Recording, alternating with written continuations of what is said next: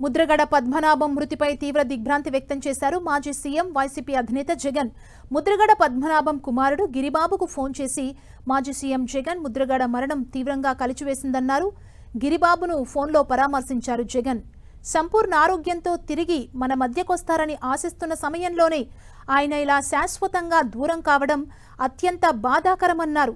5 దశాబ్దాల సుదీర్ఘ రాజకీయ ప్రస్థానంలో ఎంపీగా, మంత్రిగా, ఎమ్మెల్యేగా ప్రజలకు చిరస్మరణీయమైన సేవలందించిన ముద్రగడ విలువలకు కట్టుబడి రాజకీయాలు చేశారన్నారు.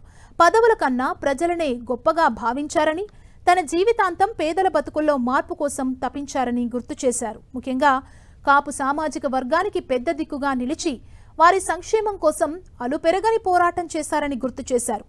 నమ్మిన మాటకు కట్టుబడి నిలబడే తత్వం, మంచి కోసం ఎంత దూరానికైనా వెళ్లే ధైర్యం ఆయన సొంతమన్నారు జగన్.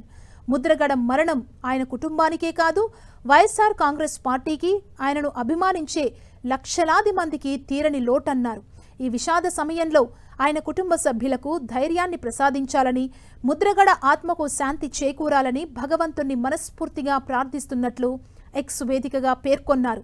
ఇక రేపు కిర్లంపూడికి వెళ్లనున్న జగన్ ముద్రగడ పార్థివ దేహానికి నివాళి అర్పించనున్నారు.